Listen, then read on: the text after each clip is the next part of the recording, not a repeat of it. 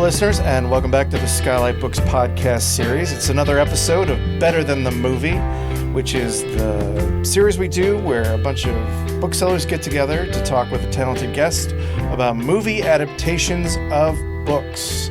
Today, it's opening day. Baseball's coming out, as it were. It's coming out of the closet. And last year for opening day, we did a little film and book combination called Moneyball. And this time we're doing, what is it, Tyler? The Natural. That is correct. We are doing Bernard Malamud's 1950s story of American disillusionment, The Natural, which was turned into a Reagan-era film not at all about disillusionment. Starring Robert Redford, directed by Barry Levinson, written by Roger Town, who comes into the bookstore quite often, and Phil Dusenberry. Also shot by the great Caleb Deschanel, Papa Deschanel, and scored by this guy, Joey Newman, Freddie Newman, not Thomas Newman. He's a good guy, that Thomas. Randy Newman. Yes, Randy Newman. He's done a few tunes, that guy. Anyhow, as always, I'm your co-host, Justin Remer. I'm Allan Traylor. I'm Tyler Austin. And today, our very special guest is Bookseller, Jeopardy contestant, and Jeopardy loser. Jeopardy. and all-around great guy. What's my name? Jonah Lipton. Oh. Happy to be here. You sound happy, yeah. Well, you know, you're reminding me of one of the most traumatic days of my life. Yeah. First of all, I didn't remind you. Don't put me in that. You wrote your own bio. I did not submit a bio. You submitted a lengthy bio. We had to trim it down to Jeopardy loser. I have nothing else to plug. He gets to the point, we loser. feel like. He gets to the point. I lost a year ago, and that's why I'm here. That's right. April. That's right.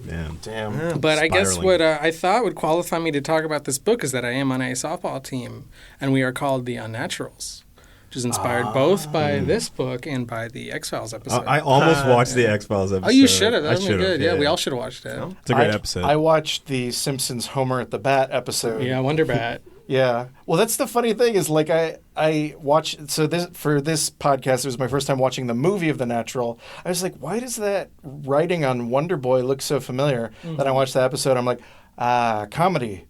That's why. Well, yeah, I think I was telling Tyler on the train, my girlfriend Rachel, we were watching the movie like 2 nights ago. And when she saw the bat, she realized she had seen the Simpsons episode 3 nights ago. And she was like, oh, that's from The Natural? Then we watched the episode again to prepare. Nice. It's a long comet's tale from The Natural to now. I mean, Everyone's always talking about it. it's never stopped being relevant. Burning my in many ears ways. all time. Yeah. So, Jonah, what is your history with this story, I guess? Was it book first? Was it movie first? Tell us about your life with The Natural. I saw the movie a year ago with a couple of people on my softball team and their dad.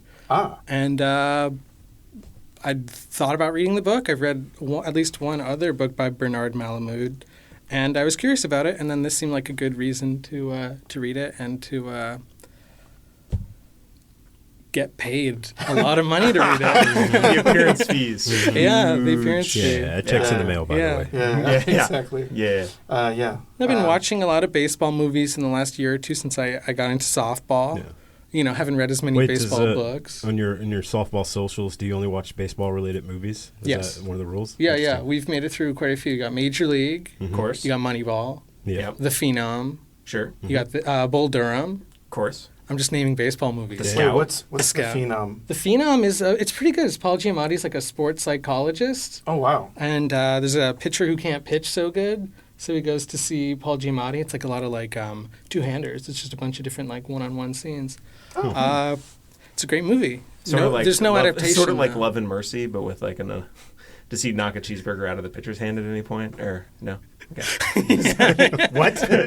Brian, what? No, he's a good. Paul Giamatti's a good doctor. He's a good So doctor. He's not a bad doctor. No, yeah. Okay, he's not ruining the Beach Boys. You know, Yeah. and no one grows up from being an adult to become John Cusack. Okay, good. You don't grow into John Cusack. Dano doesn't Yeah. become So Cusack. and not that's sort of a Eight Men Out punishment, either. cosmic right, not punishment. Eight Men Out. Good Oh one. yeah, of course, another Sandlot? classic. Where are you laying on the Sandlot? Classic. Well, I've never seen that one. You never seen the same one? So I have a question. That's So like it impossible. seems like in the past year, because of the team, you've been watching a lot of sports movies. Are you a sports movie guy in general? No. Oh. No, not until I learned the rules. Well, that helps. Yeah. You know, it helps a lot to know the stakes of the game. Sure. Can we go further back? Why and when did you join the softball team? Well, he's a bit of a natural himself. I'm a I natural. mean, you are a natural. Yeah, it of turns course. out. Yeah. I've seen the videos. I played t-ball in kindergarten. Okay. I would strike out. Led They the would have league to, in like, strikeouts. Is better. They would have to Yeah. take the ball and toss it, and I'd have to run to first. And you'd Very run, but you'd humble. run to third instead. Yeah, I'd run to third instead, and I'd do the cartwheel like that. That Take a YouTube nap. video. Sure. Mm-hmm. Yeah. And then I don't know. Just my roommate's brother was putting together a softball team, and he needed people to be on it. Okay. And I hadn't played sports since kindergarten, and it. So it is like the natural. Yeah. 16 Well, years Except you weren't later. shot. I had done you were also so- shot in the gut. Yes. Yeah, I was, as a kindergartner. Yeah, I was showing exceptional promise, and then someone They put you on a train ride. Yeah, they put me on a train ride, like Shot you with a silver and bullet. Travel Town. Yeah, they brought me to Travel Town. Yep. Sounds like the Warm Bodies School of Scouting. It's like, are you a person? You're on the team. And when I was a kindergartner, I looked like I was 35. Yep. No. Yes. And then I just stopped aging. And then you're done. Now Yeah. you're perfect. Yeah. But have you guys played baseball? Baseball heads? I played baseball in like You did? elementary school a little bit. What position? Dude, I can't. I think I was like, Well, usually it's called Little League at that age. okay, Mr. Semantics. Elementary the school. game of What, you have an baseball. elementary school team?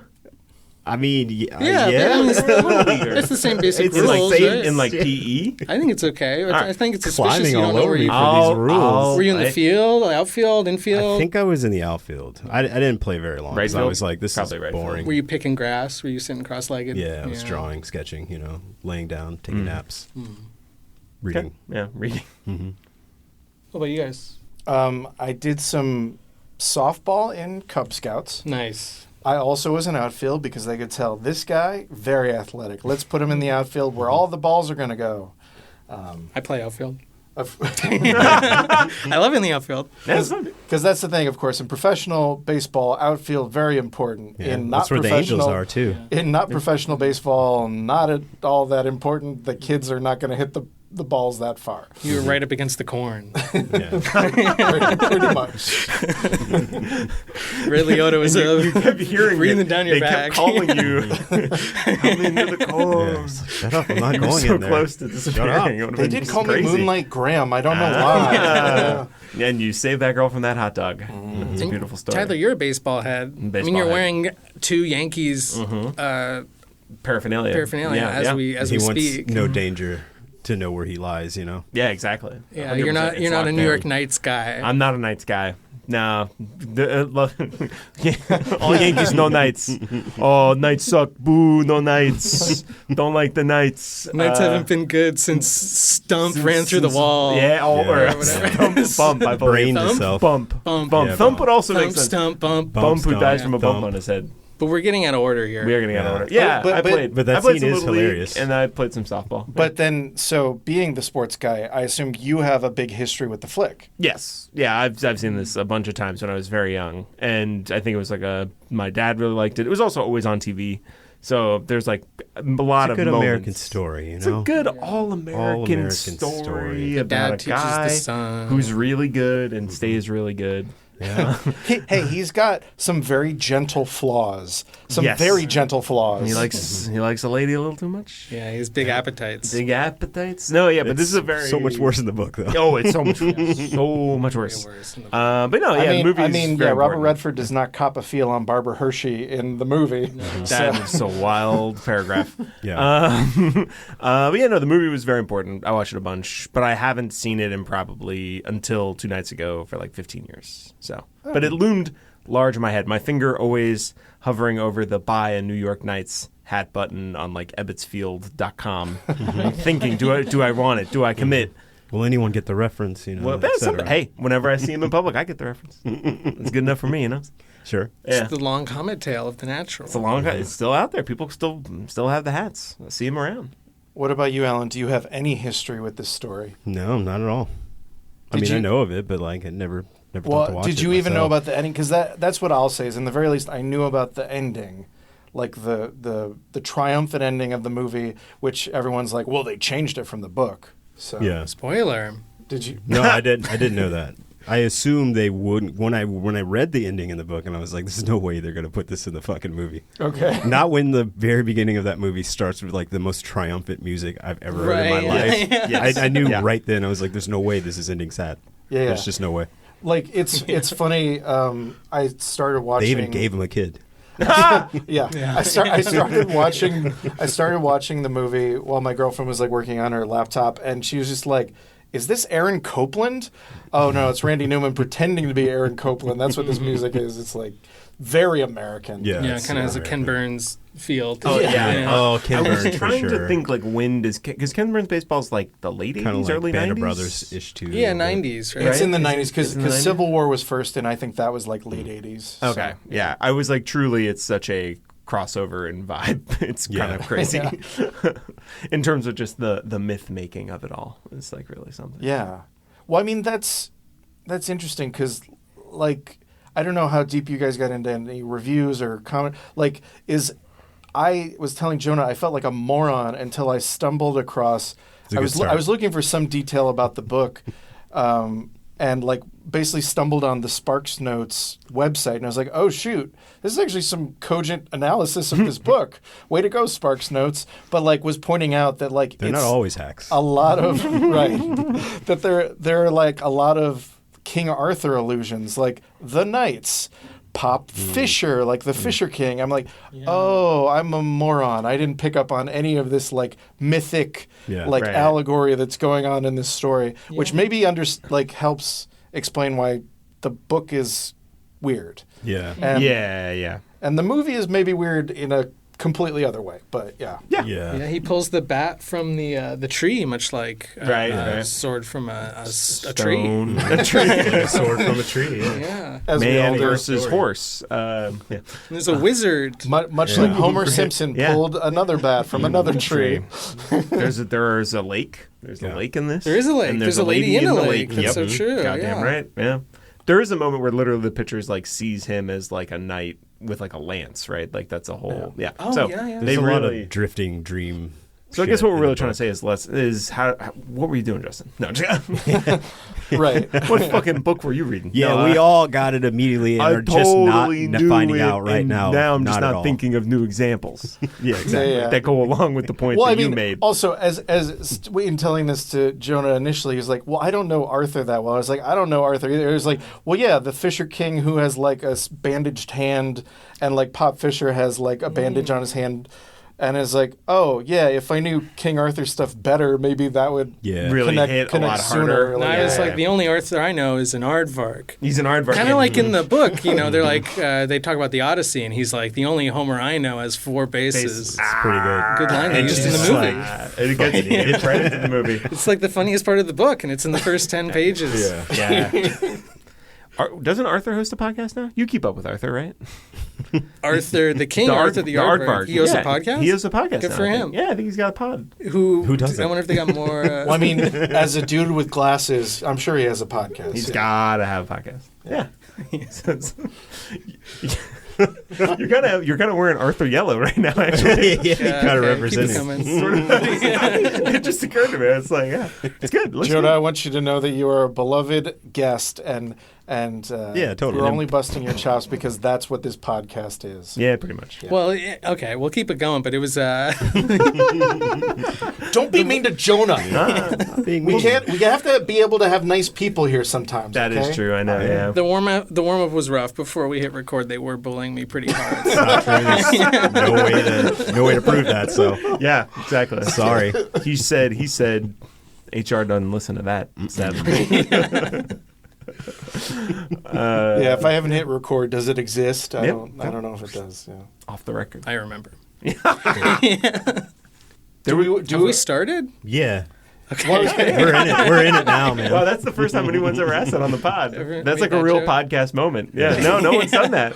It was just so casual. I feel like we were talking about We were just everyday chatting, like we were things, just having a settling real in. chat, but like also talking about the natural. we're in like a mostly. garage in We're Eagle mostly Rock. talking Yeah, about there's the cats natural. outside. Yeah, you're like making fun of me for bringing a backpack to the library. Well, that comes natural to us, so I'm sorry. Yeah. Bring a tote, bro. Anyhow, I brought some That's kinda, icebreakers. you should break the ice at the beginning, right? First one is: have you ever met a real baseball player? Anyone? No. I think maybe in my hometown of Toledo, Ohio, there might have been a thing where like a Toledo mud hen came to school. So like Toledo never in like mud a hen. more than Awesome. like Wow. like here you go, son, and shake of the hand and maybe a whatever. That's all I needed. Yeah. I was expecting not more than a handshake. But That's Yeah. pretty good. Yeah. Yeah, I hung out with Aaron Judge. Oh yeah. Yeah. No, I did. Yeah, he's really cool. He's a nice guy. My cousin worked for him for a year. Mm-hmm. So I met him in like the dugout of Fenway. That's cool. So I don't know if you don't know who Aaron Judge is. He's the biggest man on planet Earth. He's like 6'8", 290 something. And Fenway is built in like 1914 when people were small. And so there's a photo of me and my cousin with him in front of like a hallway into the clubhouse, and he just takes up the entire door. His head is like scraping He's like against scraping the top ceiling. of the ceiling, and like his shoulders are the entire width of the hallway, and then like his forearms around my shoulder, and it looks as big as my quad. And you're just like, this man's not of our people. Did he pick you up? He could. He certainly his could have. shoulder? He Like could have by picked the me head? up on my just, yeah, he did on accident. He didn't even know. He just Yeah. kind of slapped me on the back, and I fell out onto the field. And yeah, How tall is Robert Redford? I feel like he's like kinda a lanky, I right? could see him being like a 6-footer at least. You think he's short? I don't think he's tall. He's not short. The There's internet way. knows No, these I think answers. both he and Paul Newman are pretty decent. Maybe not Yeah. like over 6, but I bet they're both pretty decent. We're gonna look it up.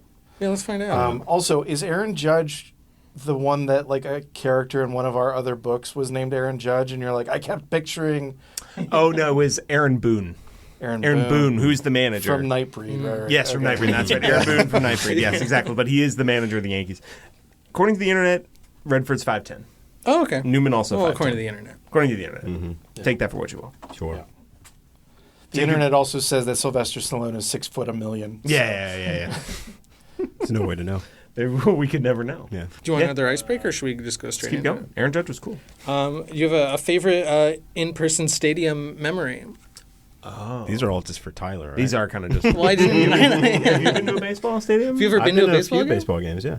You used to live next to a baseball stadium. I know. So do you have a favorite memory? Doesn't have to be amazing. Probably Not sitting in really. traffic while trying to get back to your apartment next to the Super 8, right? That's not. I wouldn't call that a favorite memory. Oh, really? No? I No. thought you loved A that. fond memory? Call it a day-to-day existence. That This was hellish nightmare. It was called always life. funny when you'd be like, "Oh God, the Dodgers, the Rockies are in town." I'm like, "Why do you know that?" And you're like, "Well, I have the schedule up on my fridge, so I know when my life is fucked." Yeah, seriously. Do you got one, Justin? Like I've been to games, but like I don't remember anything. The hot dogs, Yeah, the hot dogs were great. crack of the bat, the green grass. No one ever knocked out all the lights with a crazy home run? No, Nah, no one's ever done that ever. really? No one. I mean, not yet. not a stadium, but going back to Cub Scout softball, I remember once I actually got a nice cut. Nice. Took a nice piece out of it, and it bonked someone in the head. So I was like, yeah. Then you have to Player change or, schools, yeah. A spectator. Was it a nice lady? No. who It was pregnant with it your was baby? like it was like someone on the other team, and it arced in kind of like a perfect way, where it was like, and then just went straight. Boop. It just bonked right on top of his helmet. So. Damn. Or no, he wasn't batting, so he didn't have a No helmet. It helmet, was just, yeah. No, it just was his just on old the cap. little yeah. cap. Yeah, Yeah. he could have gotten his glove up. Yeah. Always You know. be alert, you know. Always be. Yeah. Yeah, heads up. When someone says heads up, you actually look up. Pretty People badass forget that. you Yeah. ask me. I'm trying to think. I went to Yankee Stadium, the old Yankee Stadium, in 2008 for the Home Run Derby, which was a lot of fun. Fun. That was really cool. And we were, because it was obviously more expensive to go to the Home Run Derby, we were like all the way in the back in like third upper. So we were there with like real New York fans. Yeah. And that was the year there was this guy, Josh Hamilton. I don't know if anyone knows this guy. He was most known, he was like sort of a comeback story. He was kind of a natural-esque story where he had like been a phenom who like washed out due to addiction and stuff, and then like came back all of a sudden and was hitting a lot of home runs on the Rangers. And so then he made the All-Star game. They put him in the Home Run Derby, and he hit the most home runs in a single round of the Home Run Derby, and it was this big sort of momentous thing. But all the New York fans around us were like, he must have just done a speedball. This guy's coked to the gills. And I was Not getting anything past them. like 14 or 15 and was just like, what that's I think he's doing pretty good, guys. I think we're just having a fun day at the old ballpark here. And they're like, fucking this guy. Stinks. We hate He's him. so fucking high right now. Yeah, and then I was like, okay, cool. So that was a lot of fun. I haven't been to many games, but I've never heard anyone be meaner to the players than Yankee fans to Yankees. 100%. That's sort of the deal. Yeah. We're allowed to be super mean to them, and they know that. Yeah, this is the most brutal stuff. Yeah. Wait, you went to a Yankee game in Yankee Stadium? I went to a Yankee game in Yankee Stadium, and I got on the Jumbotron. You did? That was a pretty good memory. That's a great memory. Yeah, Because of the murders, yes? The what? You're like, if you see this man, get him, get him now. It was a trap type It was another situation. trap scenario. Yeah. No, they had a thing where you could take a picture of yourself on like an app, and they selected a few people to be Oh, I just transformed. feels like cheating. No, well, they transformed Okay. you into a 20s, 30s era baseball player, like with an AI or something. That's very so cool. they showed a picture of me, and then they morphed me into like a pinstripe, and I had I still had glasses. Right. They had those then. But I got recognized in the subway on the way home. This guy came up to Hey, me it's and he was like, Jumbotron. he was like, Jumbo! he was like, "You're the guy they changed." Oh, I was like, "Yeah," and he was man. like, "Yeah, they changed you completely. what a They frightening changed thing everything to hear. about you." They made you athletic. Yeah, they made me 6'10". I was scraping against the ceiling of the stadium. Breaking through the bricks. Yeah. Did they give you like an old-timey baseball player name?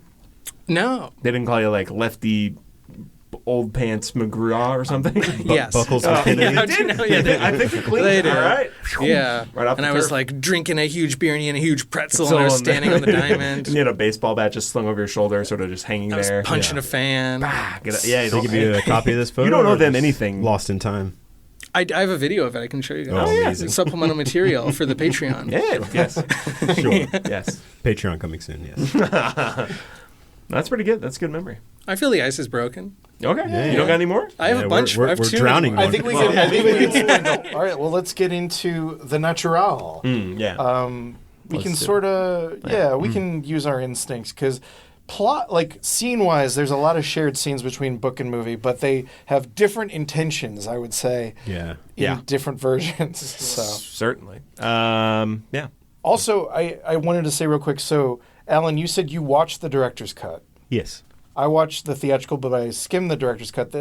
The main thing that's different is the first 20-some minutes of the movie are different in the director's cut. Not that the story is that different, but the editing, he, like Barry Levinson gives like a 2-minute intro where he's like, we didn't have enough time to like get the cut the way I wanted it to, but basically it becomes this sort of cross-cut between Robert Redford old going to the Knights on the train while he's thinking about Robert Redford young, who looks exactly the same. Yes. Yeah. Yes. yes. Yeah, You can it tell is someone's sort of time confusing. Going to the Cubs on that the train. opening sequence. I see. Because he is Yeah. playing himself in different times, and I'm just like, I read the book, so I know what's going on, but I'm like, I don't know if anyone would know that. That's watching the one of scene. those things where, like, I think conceptually the director's cut intro is more interesting, but I'm like, the fact that Redford looks exactly the same in both time periods makes the more straightforward theatrical opening better to my taste. Anyhow, Yeah, I thought initially he was just going to morph him getting on the train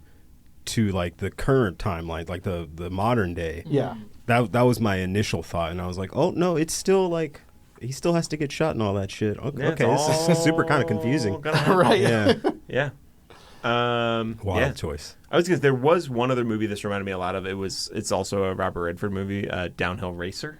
Oh, If anyone's sure. seen or knows, but it has like a kind of a similar flavor. Actually, it's more like the book, I guess, in many ways. But where it's like there's a point in that movie where he's a downhill skier trying to become like an Olympian, and he's like, "I'm a champion," and he's like talking to his dad, who's like kind of a rural farmer type, similar in this, I guess. And his dad's like, "Yeah, world's full of champions." And I was like, "That's kind of Jesus. similar." Yeah, yeah. And in that way, he's driven to become an even bigger champion, and Sure. kind of doesn't matter who he lays waste. And, Yeah, and on it's his way to not really being number the one. takeaway his father's trying to teach him. Yeah, well, you know. That's the only thing I will say is I think, and it could also be like, because I think director's cut was maybe 2007.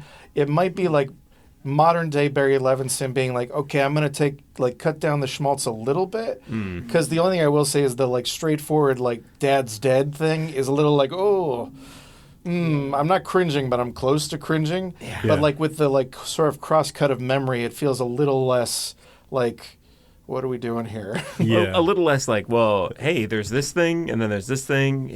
We established his dad's the greatest guy ever. He keels over. Right. While screaming his name. Yeah, oh, Dad, Paul! Paul! Yeah, okay. I don't know. And then Do we want to... makes a bat. Yeah, let's get He into makes it. a bat. It was cool. I mean, it's really cool. Sorry, it's a classic move of me to be like, all right, talk, Tyler, but first I'm going to talk. Oh, hey, then you talk. We all got stuff to talk about. I actually was going to give it to Jonah. Jonah, you go ahead and do it. What do you want me to talk about? Oh, I do the plot summary. Never mind. It's fine. No, you I'll take do it. All right, I'll do it. I'll interject if I need to. All right. No, that's what we do. Okay. Yeah, no, that's, yeah. It's encouraged. Maybe not you. We'll give it a try. I'll try and interject. Run your lines past me. Yeah, whisper them into Allan's ear until the moment passes, and then... Forgot about the part where he eats 6 burgers. We're getting to it, Jonah. We're getting to Coming it. up. So I guess the book and the movies, well, they start in different places, but we can... So I'll go book, I guess. Yeah, book has a little more flavor in the beginning. Yeah. The pre-game section of The the pre-game, yes. Yeah, there's so many like good characters that are just not. There are some in great there. characters in this, yeah. But yeah, Hey, we got some of them. All right, yeah, well... that's true. I guess mostly just the scout. Who's had a really sad life. Oh, my God. Who dies on the fucking train. Yeah. He kills him, yeah. He kills him with a... Yeah, bad. All right, so anyways, they're on a train. And the porter. Yeah, the sweet boy. I like Eddie the Porter. All right, we'll get to them too. Yeah. All right, anyways, Roy Hobbs is on a train. He's a young baseball phenom. Am I wrong? Am I right? Please tell me I'm right. Yeah, you're Okay. All right. nailing it so All right. far. Sorry, I was Young, dumb, no, full I'm of not sure. cum. Starry-eyed Okay, youth. He is a bit of a starry-eyed youth. That's right. He's got in a sleeper car. He's He wakes naive. Up. He's naive. He doesn't know the ways of the world yet. He doesn't even know how to put both of his pant legs on correctly. That was. I kind of was hoping for a little bit of physical humor in the movie, where Exactly, right? he's Yeah. like stuck in his pants, but he's like he's so strong he could rip his pant leg right in half if he. Anyways, yeah, he gets out of bed, he gets dressed, he goes out. They're on a train. He's there where he's been scouted by this guy Sam. I want to say right, Sam Yes. Simpson. Who's like an older guy, sort of a cautionary tale as well, who like had a few good years, fell off, and then now has like become a scout, but even that's like a tough life for him, and he's like hoping to get back in the good graces by finding this guy. And yeah, he's on his way to do a tryout for the Cubs in Chicago, and things happen on the train. He meets the Whammer, who is sort of, I would say, a Bambino, Babe Yeah. Ruth-esque I think he's figure. literally supposed to be, right? I would think that's Yeah. who it's supposed to be. Well, he's played by Jodan Baker God. in the movie, which is awesome. Yeah, he's a beautiful asshole. Yeah. He's so good, and also has like a Babe Ruth look to him. So Yeah, like he they've does. cast it sort of very Babe Ruthy. And there's also Max Mercer or Mercy, Max Mercy, I Mercy, think, yeah. Mercy, yeah. Who's a sports writer, who's accompanying the Whammer, Yeah. and Just kind of an asshole through and through. they're both assholes. Yeah. Yeah, they a both real suck. Weasley guy I was Yeah. not picturing as a Duval type, but, He played it well, though. Really but good. that's what I was going to say. The Duvall Especially, cackle. Oh, that was so good. especially Nothing by better. the end, I was like, okay, Duval, yeah, you are a weasel motherfucker. He brought a lot to it. For His sure. big hat. He had like a distractingly large Yeah. newsboy cap. Yeah, he's a big newsboy. Yeah. He's a newsman. Right, that's true. He's a newsman, so you need to upgrade one level above the newsboys, the newsman. Each time they get bigger, the hat. So they're on the train. We're getting a lot of Roy's life. Basically, he's like he's rural, from a rural background. His dad was semi-pro player, but he's never played anywhere organized. He's like a high school kid kind of thing. Well, you get some of his life, but you also don't. It's very Yeah. cryptic. Yeah. There's It these is. big, Because it's drifting in and out of his like dreams and thoughts. yeah. Yes, All there's the a lot time. of like visions and things happening. And there's Yeah. competing versions of his upbringing, and like in a way that at least I wasn't keeping perfect track of it, but people say he grew up in an orphanage at one point. Yes, Yeah. yeah. He won't kind talk- of he never talks about explains his it mom. later at some point. Well, but Yeah. he does eventually. But yeah, it's Eventually. like So it's like maybe all of those things happen in some capacity. Right. Because it Yeah. said his dad died really young, right? Too. or yeah, something and like his that. mom was not a nice lady. Yeah, but it's important to the story that his upbringing Put it on is. the table, man. Come Hey, on. just tough. I mean, well, it just seems tough. I'm just Yeah. gonna say, I don't know. Oh, I forgot about the cat Yeah, drowning there you shit. go, there you go. Yeah, The yeah. cat drowning That one was was pretty tough. crazy. Yeah, never mind. Yeah, she kind of out of seems- nowhere that Yeah. comes in. But anyway, so yeah, we learn a little bit about him, and then basically he's on the train. His scout friend like comes and introduces him to the Whammer and the sports writer, and they kind of slough him off a little bit. And then there's a woman on the train. Ooh, a pretty lady. Pretty lady. Helen Bird. Is that her name? What's her name again? Something like it's I'm kind losing of all the not, names. there's Maybe kind of Harriet like, Bird? Is she Harriet Bird. Yeah, Maybe. yeah. Harriet. There's like not much that is ever said about her She's in the book. She's got a hat case, Yeah, and no one's allowed to touch it. mm-hmm. Only her. Yeah. It's true. And that's going to Also, be important later. Also, in a Sort way of. that the Kind movie of. does not like mince words, but the book is a little subterfuge. There's also this story about a couple of top of their field athletes who have been felled by silver bullets after being seen with a woman. Yes, an Olympian and a football player who've been Yeah, in the struck movie, down. it's like cutting between her and like them talking. Yeah, literally, about the the moment, story. the It's moment like, we find out okay. about this, and then it cuts to Barbara Hershey. It's like, I wonder if she's the Does lady. she have something to do with this? Weird. So we meet her. She's obviously interested in the Whammer. They're hanging out. All of a sudden, the train breaks down. They need to bring a doctor on board. They think someone's sick or something, but it doesn't turn out nobody's sick. But there's a carnival, so everyone goes to the carnival. Roy's throwing a bunch of balls at milk jugs, knocking them down. He wins so many prizes that the woman who works the thing has to like start paying him in kisses. But it's also like her dad's like, hey, maybe stop with the real prizes and just give him some kisses. I don't know. Yeah. He's gonna run us out of prizes. You got to kiss this guy, okay? Pucker up, sweetheart. This Family carnival business. business is tough. Yeah. Meanwhile, the Whammer's in a batting cage and he's getting a bunch of prizes because he's hitting balls real good. And then it all leads to a showdown out over the railroad tracks. His scout buddy is like $10. He's gonna strike you out on 3 pitches. And the Whammer says, "You got it, pal." And they go on out there, and the scout, who is a former catcher, puts a little washboard under his shirt as like a chest protector, and then he starts catching baseballs, and then strike one, whoo, and then everyone's like, "Whoa, oh shit, whoa, Roy Hobbs really good, whoa." And then there's this thing where Max backs up, and he's like, "How are you gonna call him from there?" And he's like, "I can see just fine. I don't want to get hurt." Then Yeah, because there's a lot of heat on that ball. there's a lot of heat on the ball, and the glove doesn't fit, and he's like, "Ow, ow, ow! Oh, it hurts! This damn Yeah. glove!" Ow, I do love in the movie version where it's like the flashback to him as a kid throwing it and like basically breaking the wall of the hen Smashes house. through a bar. Yeah, that's and just really like good. it's like perfectly timed so that like a chicken pokes its head out like Yeah, it's very good. Yeah, he's like, "Here's your little target," and bam, goes right through. Yeah, it's good. He's very strong.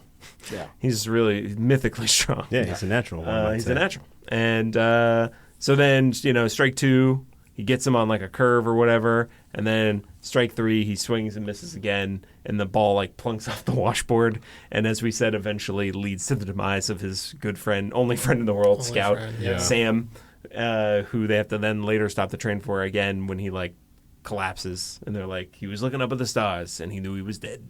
Yeah. He's also a drunk, and everyone's being really mean to him about that. Yeah. Everyone. Like in the movie, I think it's even worse. But like, there's so many nicknames for alcoholic they call him that I was like, I didn't even know there were this. And he's like, Red Nose. Hey, take it easy. Stay on the water wagon, Red Nose. And I was like, oh my god, that's so mean. Old Rummy, things of this nature. I think it's kind of a lovely name. Let's go Old Rummy? Rummy. Oh, Yeah, I'll it's start nice. calling you that, pal. Yeah, sure. Hey, Rummy. Hey, thanks. hey, blown vessels, come Hey, on. but, yeah, exactly. Rummy and Dummy. Kicking him when he's down. Yeah, it's real sad. But Roy, so he wins, and then at that moment, Harriet's affections all turn to him. Yeah. Because he sort of now represents the next great in the game, and so she's really interested in him. And then some things happen with them. Jonah, you want to talk about what happens with them on the train?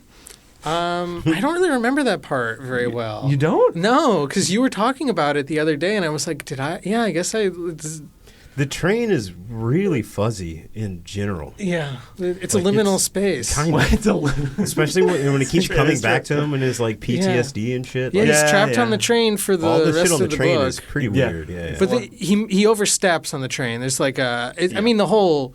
He's got a problem With women. and Yeah. personal boundaries throughout the book, and I Yes. guess that pattern is established on the train. Yeah, basically. That's probably the best way to Yeah, put it's it. not not the first breast he squeezes. Just Sort of uninvited. Yeah. Perhaps is the best way to put it. Yeah, they're like chatting, and then he kind of advances maybe too forwardly upon her. Yeah. And it's written in a way in the book it's pretty funny. And anyway, so then they get to Chicago, And then he has the scout's wallet on him, which becomes important later. But he's like going to use the money to like check into a hotel before his tryout. And then this woman, Harriet, he's like freaked out. Someone calls his room and he's like, no one knows I'm here. How do you know? He picks up. It's Harriet. And she's like, come to my room. And then she opens up that hat case and says, are you going to be the greatest of all time? And he's like, yeah. And she's like, bang. And a little flag comes out and it says bang on it. And behind us. Joker style. You'll never catch us, coppers. Except it's a silver flag that says bang. Bang, and it goes right into his gut. Yeah. And then he falls down and he's hurt real bad. Yeah. And does she, because it's so in the movie, And the rest of the movie's she a kills dream. herself. Yeah, it's a Jacob's Ladder scenario. And Well, in the book, eventually, like, spoiler, non-spoiler, like there does come a photo does come to light, but it sounds like her body is next to his body, or she's half naked, like on the scene. I can't like tell. because they say in the moment she's like dancing around him in some sort of like ceremonial, ritualistic cult thing. No, Okay, no, so she doesn't kill herself in the book. I don't think she does. Yeah, I think it's but in the movie, because you would feel like In the movie, they're trying to make it look like it's bad, like it's foul play. he burned her and then shot himself or whatever. Yeah. She Vice framed versa. him. Whatever. Yeah.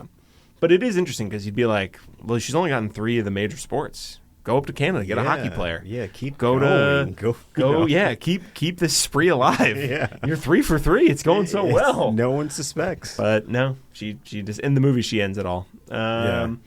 Wild. Wow. Yeah, because I'm still like, man, what the fuck is that all about? Yeah. I'm like, that could almost be what the movie should be about. So I'm like, what the fuck is going on there? Probably some King Arthur shit. I'm sure it's some King Arthur shit. Like Morgan Le Fay kind of shit. I did I watch don't this know. with Audrey, who had never seen this movie, and so I knew it was coming because I've seen it, and then also I just read the book, and it was like that. She pulls the gun out of that. She literally was like a full body, like Yeah, because it's like, what the fuck? it's so. If you don't think it's coming, you would Why never you- think it's coming. Why would you think that's coming in a baseball movie ever I about don't being know. the best? It's shocking. Yeah, It's it quite is pretty weird. shocking. Yeah. I mean, it worked out well. So reading the book was my first exposure to the story. So yeah, it worked on me in the book. But also, again, like you don't have the visual reminder Yeah. Right. that Levinson does of literally cutting to her as they're telling the story Right. of the woman who has been shooting. Who's all dressed in black. I and- will say, in the book when that part came, I was like, wait, what the fuck is this book about? Like, I was like, Yeah, no, it's confusing. I was You turned it around, you looked at the back, and you were like, considered the huh? best baseball Am book I of all reading the time. right book He gets here? murdered in the first 30 pages. What are you talking about? Dead now. He's playing baseball in heaven. But he claws his way back. He does, yes. 16 Sweet. years He cut. later. And also kind of like, I mean, I know it's not like the purpose, but like, how does he claw his way back? He just kind of miraculously appears. He's just like back. I'm sure it's a struggle, but I was like, man, if you're going to fill it out and change things around, Well, why like, not that's- give me a little taste That's of the that? thing. In the book, there is that little thing about how he legit spent some time in a circus working as an clown. acrobat Right. clown. Yeah. Like, I don't need a montage. No, but I know. Yeah. But I think that's the thing we're supposed to think is that like he became itinerant and maybe just sort of like worked jobs and then maybe eventually was Yeah. like, maybe I Let can me get semi-pro ball or Pick whatever. my old bat Yeah. back up. Yeah. Which I should mention, yes. There's a very cool moment early in the movie. I completely forgot to mention. It's very important. Where the day after his dad dies, Oh, yes. underneath a big tree, it's struck by lightning, and then he pulls wood from it Shapes it, and shapes it his own crafts bat. it to his will. A beautiful bat. Beautiful bat. And then It's a brands it grief-made Wonder bat. Boy with a little lightning strike in it. And it's league standard. It's league standard. Because they It's the right test length, it later and they it's the make right sure weight, he can it's- use it in play. It's not And- filled with anything. And Yeah. just out of They nowhere, test Jack it- they Black test it pokes in with and is like, Wonder Boy! Flying down from That the did ceiling. happen. That did happen. That did. Strange Yeah, totally choice. worth it. Yeah. It Totally worth felt it. discordant with the tone that they were going for, Yeah. but I think now we see it as Yeah, proper no, the masterpiece. Randy yeah. Newman music is going and then you hear, Yeah. Wonder Boy! Yeah, it's a literal record scratch. A dog turns his head. Yeah, It's yeah, good. yeah. It's A really- chicken turns its Chicken head. turns his head. Yeah, it's good. So anyway, so he has a bat with him that he carries in a bassoon case, which is very important to him as well. Yeah. So yeah, then we cut to 16 years later, and he's on the Knights. The He's been- worst team in the league. Wow, wow. They It's suck. never gonna work. The New York Knights. All other teams in the book are real. Yeah. And then there's the New York Knights, who are so bad they're fictional. They're so bad they don't even exist. I was wondering about it more, and I just have to assume it's because of like the dirty dealings that are going on that they didn't want to put it on any actual team. Mm-hmm. Sure. And then also when you have the opportunity to further your King Arthur illusion, you just gotta do it. I assume that, but also like I'm sure it's like. As bad as film nerds are, I'm sure sports nerds would be like, whoa. The Brooklyn Dodgers never had a season like this. This would, even if this character's supposed to be like whoever, like his ERA that year was this, whatever. Yeah. So like, the Cubs would never sign Henry Rowengartner, no matter how broken his arm was and how good he could pitch. That would just never happen. We all know it. Rookie of the year. It's a fallacy. Fake. So yes, he has his bat. He's signed by like a scout to come to New York, and we meet Pop Fisher and Red Below. Fisher. I think his name is Red Below. Yeah, pretty wild. It's a good name. Yeah. In the movie, played respectively by Wilford Brimley and Richard Farnsworth. Mm-hmm. Jesus Christ, so good. So many good character actors. It's amazing. Just mwah, mwah, mwah. It is a smorgasbord. I mean, Brimley is incredible. Iconic. I always really truly remember him being my favorite part of the entire movie, and it is like, and I was not disappointed immediately because you meet him in the book and he's giving a long sort of monologue in the dugout about how he should have been a farmer because he likes animals, and he's just sort of listing animals, and Wilford Brimley imbues it with such sort of like humanity that you're like, yep, I love this guy. I fucking love this guy. And then right as you mentioned earlier, he's bandaged up because he has athlete foot on his hands. Which I think is such a good fucking detail, and that's real. I kind of wish they'd done it in the movie, but I understand why Wilford Brimley probably didn't want to have his hands wrapped every single day before he went out and shot. So I could see how that got cut. And then then a young-looking Robert Redford, all 48 years of him, shows up at age 34, and to be fair, he works better as 34 than he does as 16, or whatever, 18 or whatever. As striking as that first shot is in the movie too, where it's like him just sitting in that chair like waiting for a train, and like that's awesome. It's really very good, but anyways, well, that is supposed to be older him. Oh, that is supposed to be older him. You can that's see why it's so confusing. You can see in the cross cut you're supposed to be like, okay, sweater Redford is young Redford. Sweaterford. Duster Redford is older Redford. That does make sense because there is something in the way that he's sitting where you're like, this is a broken down sort of man, which actually it does make sense characterization wise. But but you're right. It's so ambiguous that you're like, wait, am I supposed to think this old guy is a young guy? Especially when they show him in like the farm and stuff, and it's like in silhouette, and I'm like, from far away. You should do the silhouette more, my guy. They gradually push in, but I do think that there is an effort to like sandwich all of the youth stuff like in a flashback. Yes, as he's en route, so that we never have to go. But back. It is also weird, like. Just give him a fucking different haircut or something. Right. It's a something little besides longer. A sweater. Yeah, the sweater doesn't quite do it. Oh, yes. And again, going further back again, in the beginning, we also meet Iris, who's played by Glenn Close. In the movie. In the movie. Right. I guess that's why it was. This will be maybe tricky to talk about. Because that is that's really the one big other sort of change. It's a pretty big change. Yeah, because in the book, she's introduced by a fortune teller. Yes. And in the movie, she's someone that he knew from childhood. So. Yeah. And it's like comes in much, much later in the book. But she's like grew up on the farm next door kind of thing. Just kind of abandons her. Yeah. He impregnates her. Well, he doesn't know that, but like, I guess we don't know if he knows that. He should know that. No. Yeah. That guy's virile seed. Yeah. Well, I don't know what the best order is to talk about all this stuff because it is like the movie has like a certain morality to it that emerges from him not just ditching her, like he ditches her and picks up the killer, and it's becomes more of this like reckoning for like a choice he has made. This sort of one bad choice. Yeah, and it's like a polarized choice between this like virginal young woman and this mysterious evil woman in a black veil. With black hair. Who then has another stand-in evil woman. Another evil woman. Another one who we haven't even arrives. gotten to yet. Yeah, we haven't gotten with an even better name. Oh, Memo Paris. Memo Paris. Memo? Is it Minnow or Memo? It's Memo. It's literally spelled Memo. Yeah. Like a memorandum. Like we're sending her out every morning to tell people what's up. I don't know. Anyways, a memo. Anyway, I had lost it. It's fine. It's okay. I don't like know. a memorandum. Like that. So anyway, it's interesting. The morality of the movie and book are very different. Because as I said, I think the book is really imbued with the same sort of post-war disillusionment that like a lot of film noirs are. Yeah. And like That's interesting. was kind of like fitting the mood of a nation that's kind of like heroes are bullshit. People are just going to clamber and claw for what they can get. And that's what Roy in the book does. Yeah. Is he's like, "Oh fuck, I was going to be the golden boy, but now I got to clamber and claw to even get back to like the shittiest major league team in the league." Like, Yeah, and then make the most of it as my time is short here, kind of thing. Yeah. Yeah. Well, it's kind of I mean, I think it's like you can really, the comparison is that with the title of the book, it's basically like a tragically ironic title where it's like he has all this natural skill, but he, due to so many other circumstances, can never really cash in on it. Yeah. And it's this like deeply ironic thing. He could have been the greatest, and then in the movie they're just like, no, he's the greatest.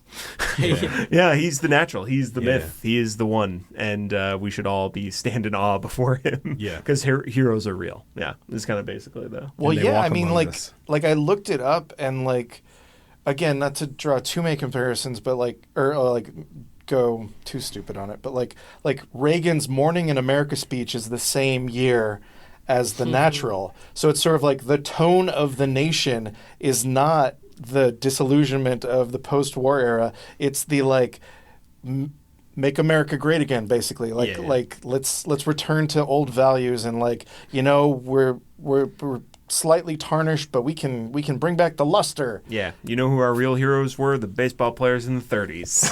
And Ronald Reagan. Before it was desegregated. Literally pre-war. Pre-war. Pre-war, yeah. Like, that's, yeah. That's pretty much it. Which is funny. There's some stuff in the book that's funny, too, where they're like, oh, he was more like the ball players of the 80s and 90s, meaning the 1880s and 90s. And they're like, I'm like these razzle-dazzle kids of the 30s and 40s. Yeah. Whereas, like, if a guy from the 30s saw a pitch from, like, the worst reliever in baseball, his head would explode. Like, his eyes would bleed, and his eardrums would burst. Yeah, so, anyways. He's signed back to the team. Pop Fisher's great. He's, like, a partial owner of the team. Because a family member died and he had got a big inheritance. Yeah. And he has this sort of tragic backstory, similarly, of, like, it's called Fisher's Flop. He was, That's what a story. Who knew there were so many funny words that started with F or whatever? Fisher's failure. Well, because it's all triggered because he says to Red, like, why haven't you played? Because in the book he doesn't hide that he's good at batting. Yeah, and they're like, oh, you're so good at batting. Like, why haven't you played majors before? He's like, I flopped, and like Red's like, don't say flop. Do not say flop around Pop Fisher. Do not say flop. Oh my God! Let me tell you this fucking crazy story. He could have won the series, but he tripped and fell. Fisher's flop. Yeah. Who doesn't have a tragic backstory in the book? Bump seems to be pretty good. Yeah, but until but he's also on the take too, so he's right. That's true. Yeah, he's got stuff going on. No, pretty much everybody. Yeah. Everybody's damaged, kind of, right? I think so. Yeah. Well, anyways, they give him a uniform, and he's on the team, but he's mostly on the bench. But yeah, and they set him up at a hotel, and he meets Memo Paris. Yeah, and as you mentioned, Bump Bailey is kind of the star of the team, but he's also like, he knows he's a big fish in a small pond, so he's pulling pranks, he's being a fucking asshole to everybody. Yeah. Like on his first day, he takes Roy's stuff and just like covers it in shoe polish, like threatens to cut Wonder Boy with a hacksaw. It's like my first day at Skylight. Yeah. We all call ourselves Bump, and that's... We said we were joking, man. It was funny. And also in the movie, he's played by Michael Madsen, so there was a little bit of me rubbing my hands being like, oh, we're going to see some mischief. Not enough time to do mischief. The movie's got to move along. Yeah, no Madsen magic. Just sort of takes his bat. Yeah. On the whole, a lot less slapstick in the movie than the book, which is slapstick every 40 pages. There's an interlude of extreme slapstick or magic. Some magic. Yeah, there's he's pulling rabbits out of hats. Purses and using tablecloths. Making coins come out of noses and pigtails out of people's collars. Trashing trains and buses. Oh, yeah. Throughout the whole book, there's a lot of hijinks. There's a lot of physical. I mean, being on a baseball team is a lot of hijinks. As a softball player. Many hijinks. You guys are always pulling pranks and doing bits. Pulling rabbits out of the glove. Pulling rabbit out of the glove. Whoa! Oh, yeah, that's okay. So he's also Bump kind of serves as a problem in that he is sort of blocking Roy's natural position of left field. So there's really no and then like Pop Fisher's like annoyed that they've signed Roy without him being consulted because as like partial owner and manager, like he has the to sign off, and he's kind of like purposely like signing people on to destroy the team a little bit. Yeah, because so that's kind of what he assumes. Right, because essentially, so the guy who buys into the team is this guy, the judge. Judge. Yeah, he ends up taking the majority stake because Pop's fallen on hard times. Yeah. Because of like medical bills, and you're like, wow, I guess America's always the same, and never really changed, and just gotten worse, just more stark, really, and so yeah, he like sells part of his ownership stake away, so that he's now a minority owner, the judge is majority owner, and in the book, it's like if they make so in the book, it's basically just.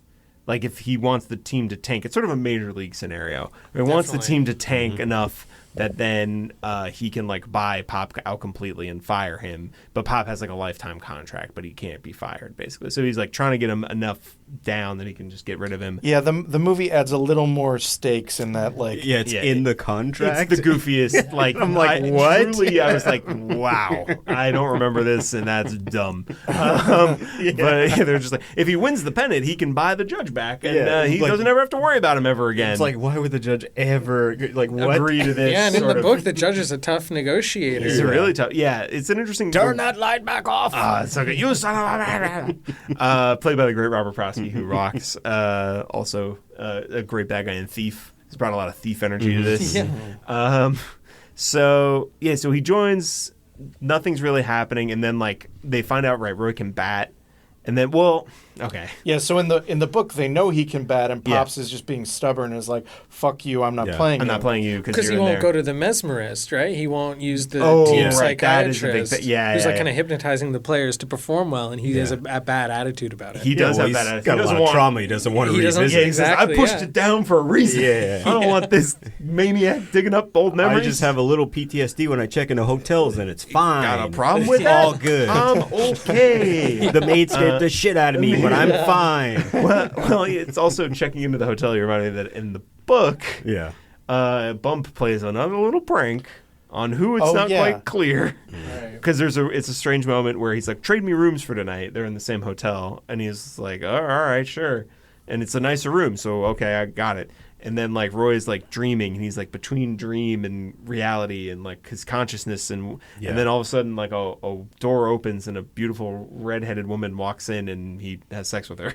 Yeah, and in real life, which took me a second to realize that was not all fantasy until I had to go back and read it. It's very hard to tell sometimes, like where the fantasy ends and reality begins. Yeah, because the movie does not have him have sex with Memo before being like, hey, she's kind of a hot number. I like this girl. Now I need to win her heart, but I've already had her, but now I'll never have her again.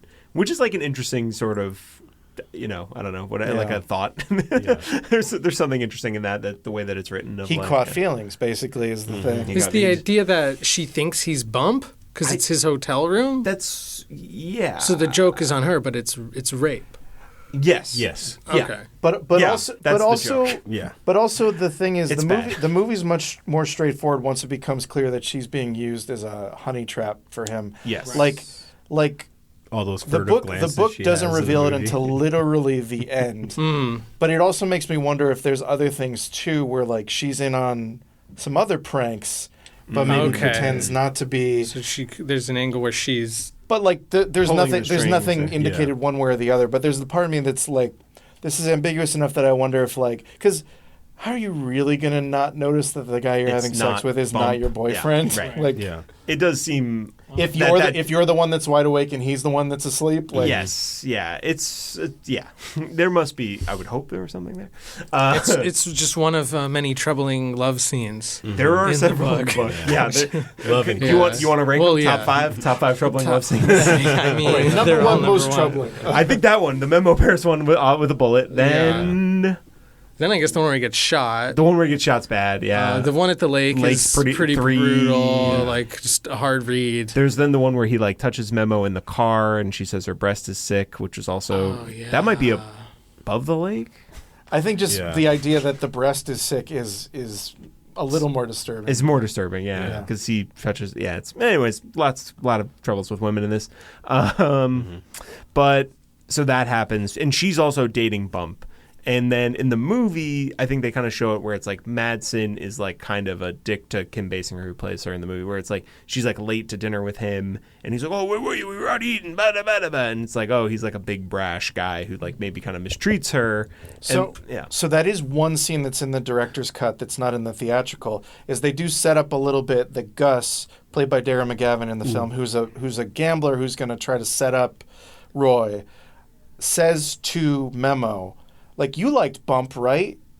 And it's sort of like the kind of thing to set up like... you could do this favor You for could me. do this because you hate the guy who basically murdered Bump, right? Like, yeah. Okay, that's interesting. Which is more explicit in the book, but like, Yes. but like in the theatrical cut of the movie, it's like a thread that's lost. Yeah. So- That makes sense. He And just that, runs himself into like death. what her Well, yeah, motivation is. Yeah. we need to explain the Looney Tune death. Yeah, we do need to explain the Looney Tune death. It's really incredible. So Bump is about to get bumped off the team. They have Roy pinch hit for him, and it's a big moment in the book and in the movie where Pop Fisher literally says, "Hit the cover off the ball." Yeah. And he does. Destroys He it. does. Massacres that ball. Then the pitcher tries to field it, and it's just like the hide, and then the strings out, and the meal fit, and everyone's like, "Oh my god, that's never happened before." So then that like gets bumped to kind of like shape up a little bit because he's so good. He's kind of a lazy fielder. He's really shagging the ball now. He's not really. So now he's going to give it his best go, and then they do set it up in the book even better, where he's like, "Oh, he got it close to the wall, even though he was kind of scared." And then later, he goes headlong into the wall trying to catch a ball. And he dies. Yeah. He's dead. He goes through the He goes wall. through a Yeah. wooden wall. Yeah. And dies. In the movie, in the book, he just bonks his head on the wall. Yeah. The fact that he breaks through the wall like the chicken coop earlier is like, I don't know, man. That just makes me think of a chicken coming out. He's like, you go, "Bark, bark, bark," and then the two guys go out. I always remember that part because like as a kid as well. That's like a very And then stark. 2 seconds later, it's funeral at the stadium, and it's like, so good. anyways, let's play ball. It's Yeah, newsreel footage to like the Crazy. funeral of Bump. Yeah. Bump Bailey went fantastic. Fallen His hero. ashes were scattered Spreading over his the ashes stadium, over exactly the where he wanted to team, be yeah. laid to rest. Yeah. and they'll cough him out and get back on the field. And then immediately it's Redford ripping homers. Yeah, it's That's insane. that's It's one of the moments insane. where I wish there was Levinson commentary so he could maybe say like, I meant that to be funny, or like, or like post production on this film was 'Cause so it fast, like I reads just funny. couldn't fucking change I it. never Let's go. thought about it. It plays kind of hilarious. Yeah, it's The insane. one laugh out loud moment in the movie, unfortunately, for Michael Madsen. Yeah, it's very. I mean, it's quite something. And then from there, well, and so I had read for the movie. I read like Roger Ebert's review of the film from the time, and it's. I think he gave it 2 stars. He's like not up on it at all, which is kind of interesting. But he makes this very interesting point that I was like, it's true. It like sort of got to something that I had thought upon rewatching the movie, which is like when they're bad, they're so bad. Yeah, like they're they terrible. miss every routine play, and guys are striking out, and like they look like a bunch of little leaguers. And then like the moment Roy Hobbs shows up and they start to be good, they're like incredible. Well, I think they dramatize that pretty well. They Like it's in the book. It is in the book. It is also in the book, This- but it's this like this idea so stark in the movie. I think. Yeah, this But idea that Them all without wearing the without a patches leader and who shit. gives a shit. Yeah. Right, they need a Yeah. guy who could kind of lead by example. He's their yeah. king, and he inspires the knights. And that's why he wants to keep Bump at first, because he thinks he could be that guy. Yes, yeah, the Pop's always sort of thinking he could do it, but he's like too immature and he's on the take or whatever. Yeah, but it's like a very like I guess there's one thing in the book where like you can kind of fill in the gaps of like they make mistakes, but like but then when it's just like a montage of them like being really bad, and then like 5 minutes later, it's some like Buster Keaton-esque antics out there, and then like a montage 5 minutes later is like this is the best baseball team that's ever been. Yeah. They're incredible now. It's just kind of it's kind of funny, but yeah, I mean now he's a starter. Things are going great. He's hitting the ball real good. He's breaking all kind of records, and then he starts dating Memo. I mean, this is literally it, right? At this point, it's basically the movie. It's just like he starts dating Memo, and then all of a sudden he's bad, and he can't. And Pop Fisher's big like, slump. he can't date her. She's a jinx. Yeah. Well, you should mention that she's his niece. She's his niece. Pop Fisher's niece, and he turns on her pretty abruptly, you know. He does. He took her in, He takes her in, but then he's also like, I think she's a jinx. steer clear of my niece. You're clearly my niece. Hey, look, Which mate, in the- I'm which in already the- trapped, but you could get out of this, pal. You can walk away She's right family. now. I gotta keep her Yeah, around. which I'm fucked. In the movie, they play it more like Pops thinks that he's such a jinx that his jinx has rubbed off on her. Yeah. So he's like, stay away from her because she's an extension of my jinx. Yeah. But I think in the book, he's still saying the same thing, but it's not just, no, she's bad news. Yeah, you don't want to be near her. And then, so when things are going well, he has a meeting with the judge, and it's in a dark room. Yeah. And he explains it's because when he was a kid, he was afraid of the dark. And it's such an insane scene, but it's really good. But the thing that's funny to me too is the resolution in the movie where Redford just turns on a light. Yeah. At the end, just literally feels like I can see the scene where like Redford's reading it, and he's just like, if it was me, I'd just turn on the fucking light and be like, with your bullshit, bullshit darkness, man, come on. Yeah, and this is this scene I think is also indicative of the differences between the book and the movie, where it's like, so in the book, he's going in to demand a contract, like renegotiation to make more money. Yeah, because this is when he's on the up. Yeah, he's on the rise. Up, he's like well outperforming his like very small contract. He wants $700 million deferred. He deferred over 10 years once he's retired. He's sort of the Shohei of his day, basically. But the judge is a very tough negotiator. He's a very tough negotiator. He comes. The judge is like, I'm going to give you nothing. Best of luck. Yeah. And he also plays it as sort of like he literally holier than thou, and he's like, money is the root of all evil. Is money what you care about? When it's clearly money is what you care about, dude. It's your deal. Whereas Robert Prosky doesn't play that necessarily. He's just like, no, fuck you. Yeah, I'm a monster. Well, so then in the book, in the movie, he's brought in and the judge is offering him a renegotiated I'm going to pay you more money, sort of to, again, like get you on my side to maybe stop playing so well, to like sort of drain this team so I can like take over. Right. And then Redford, again, it's like in the book, he's so much more interested in the money. He's trying to get the money. He can't get the money. He's like swayed by some of his arguments, but not really. And then in the movie, he is just like, I am a beacon of good light in this world. Well, in the lead up to the movie meeting, Red has told him about like the judge trying to edge Pop out. And he literally in the meeting is like, I don't care what you offer me. I just care about Pop. Yeah. And I'm like, do you just care about Pop? This guy you just met who didn't play you for a while and didn't seem to like you very much. Wilford Brimley. I love him. I've liked him for the 3 weeks he's not benched me. I like kind man with disgusting hands. His bandaged hands. Drinking sewage water. That water is so gross. It's really funny. So it's an interesting sort of, you can see where these sort of things, I mean, there's some issues with the movie, obviously, but like one of the bigger ones is that it's basically, there's really nowhere for Redford to go. Yeah. He's just like, I'm the best guy and one of the best ball players ever, and then that's going to be me. That's me the whole movie. Mm-hmm. And there's a little more push and pull in the book a little. But he turns... in the book, he succumbs to his appetites. It's not just Memo. He's partying. He's eating a lot of food, a cartoonish amount of food. He's like Scooby and Shaggy, stuffing a whole sandwich in his mouth. Yeah, he's doing a lot of that. Yeah. They host a Roy Hobbs Day for him, and he can furnish a whole general store if he wants. And they give him a Mercedes-Benz. Well, I mean, he's a classic film noir sap in the book, but in the movie, it's like, will he get ensnared by the corruption around him that is trying to ensnare his golden boy-ness? And he's like, no. No, I don't think I will. I'm good. I see your trap. I'm walking that way. I'm going the other direction, I'm actually. a pretty good dude, so no. I'm kind of perfect, actually. He literally doesn't care about the money in that meeting. Yeah. He's just like, I could offer you more money. He's like, I could do without it. It's like, what is your deal? Are you Roy Hobbs? This is not the Roy Hobbs I know. I'm doing fine. You fought to get here, man. Right. I'm actually doing great. And you actively don't like this guy. In which it's get some money out of him. Bigger deal in the book because it's like, Memo, he thinks he needs to make more money to impress Memo. Yeah. And she in the book is so much. It is also very funny in the movie that she's basically over Bump immediately. He's dead. Roy Hobbs hits a home run, and she's like, "You're my hero. I love you." Yeah, I really wanted the scene of them like chanting Bump's name when he's like playing at first. Oh yeah. Like, what a fucking awful thing that would be. Auto zip. Yeah. It takes a while for the fans to accept him too. But they're in the movie, it's like instant. Yeah, he's Robert Redford. I mean, of course, you look at him. One look at him, you embrace that guy.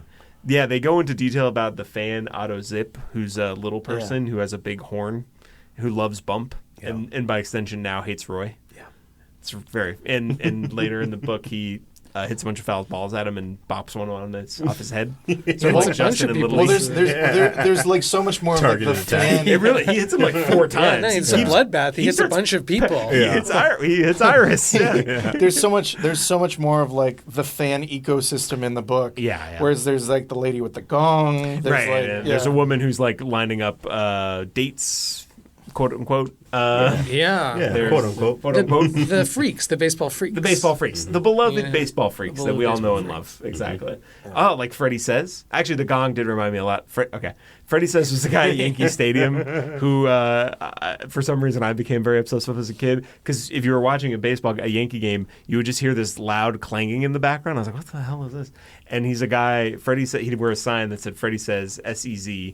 And he had like a big frying pan that he would beat with a metal spoon to like start a rally. Oh, that's fun. Yeah, he's cool. Yeah, He did sure. it for like 50 years or something. Ooh. Long time. And then, Okay. and I'll never.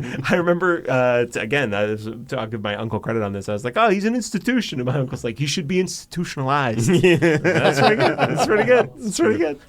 That's pretty good. He needs a friend at the very least. I mean, somebody. Yeah, and he would Yeah. just like walk around the stadium for. Anyways. Yeah, sad. So yeah, the freaks of baseball.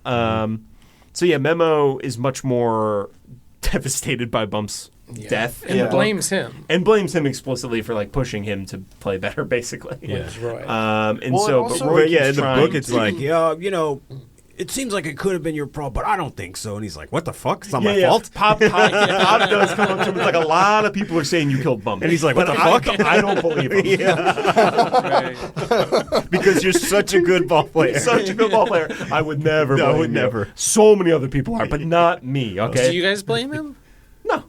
I mean, it seemed like he willed it into being for sure. There was. Did he manifest it? He could have manifested it. Well, he That's- painted the tunnel on the wall. And Bump did. He hit it and then Meep, meep. fell into midair. He was in air and he stopped for a second and then fell and hit his head. Yeah, that was very good. So yeah, it's a lot harder to kind of woo Memo. That's why he wants the money. And then like he can finally, one of the times he gets her to go out is like again after Roy Hobbs Day, he's been given like a Mercedes. Yeah. So they like drive out. He takes her out on a date. She's like finally kind of interested. Oh, this is a sick interlude. It's fucking insane. Twisted. It's a strange one. Well, this is where we get the So sick wait, is breast this? But is thing. this after the slump is over? This this might be post-Iris. Well, this is 'Cause no. what- This is before. This is the last thing before the slump because he gives a speech and he's like, "I want to be one of the greats of all time," and everyone's like, "Oh shit, why did he say that? He's going to jinx himself." Timothy Chalamet And then style. it's Timothy Chalamet. He wanted to be one of the greats. Viola Davis, Brando, another Jordan. Roy Hobbs, Michael Roy Jordan. Hobbs. So it's like the last good moment before the slump starts is like he gets all the stuff. Well, so it's he has the meeting with the judge. He meets up with Max, who takes him to dinner with Memo and the bookie guy, Gus the bookie, That's the bookie. who wants to like, oh, I bet on you to not get hits, but you got hits, so I lost down today, up tomorrow, and he like does a little magic. He's got one glass eye, Yeah. and he uses it to do magic and see how many dollars Jonah has in his pocket. When really his magic is probably just statistics, and he's like a freaking math nerd. Yeah, totally, 100%. And so then this is where it ends with a big magic number. Where he brings Roy's like, I'll pay you, don't worry, and he like comes back with like a big tablecloth and puts it over the guy's head, and a bunch of silver dollars come pouring out, and a rabbit comes out of her purse. It's amazing, which they do in the movie, but it's only he just like pulls a silver dollar out of her hair. Yeah, no, this is another level in the book. Yeah. It's like That's literally the moment I was Googling when I was like, okay, what is this magic scene? Yeah. and then that led me to Sparks' notes. But I was like, what is this magic scene? Come on. What is happening here? Yeah. He just has the They do. rabbits? Like, what the? Yeah, well, there was a magician about to go on stage. That's and true, And he's yeah. like, because I was famous, they'll let you do it. They give you all the magic stuff. Yeah. And so he came back out and does that. So then he goes on the date with her, and she's really sad still about Bump. Yeah. But they like. I mean, he just died. He just died. Yeah, they In a drive. pretty fucking hilarious Kind of, way. yeah. It was pretty hilarious.